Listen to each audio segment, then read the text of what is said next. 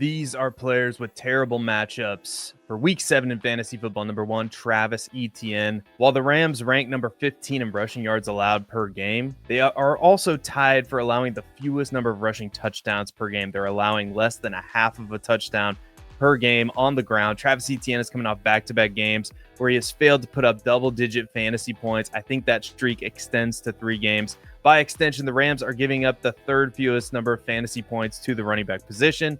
Nick Chubb and or Woody Marks. The Texans played the Seattle Seahawks this week, and that does not bode well for the Texans' rushing attack.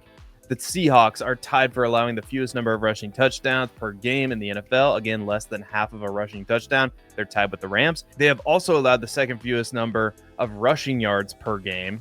The Seahawks also rank about the middle of the pack in terms of fantasy points allowed to running backs, but the Houston rushing attack is not strong. This is a bad matchup. The Arizona Cardinals running backs, Michael Carter, Bam Knight, it's virtually a 50-50 split there anyway.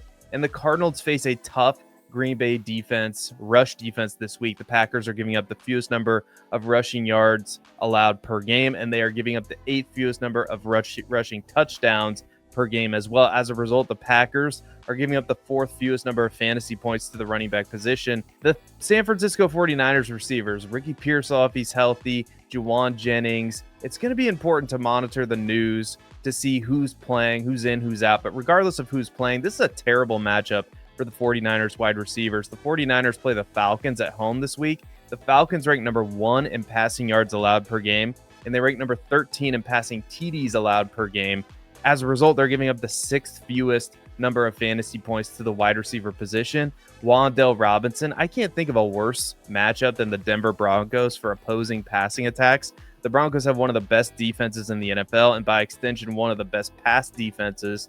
The Broncos are giving up the 2nd fewest number of passing touchdowns per game. They're giving up less than 1 touchdown through the air per game. They're giving up the 3rd fewest number of passing yards per game, and as a result, they're giving up the 2nd fewest fantasy points per game to the wide receiver position.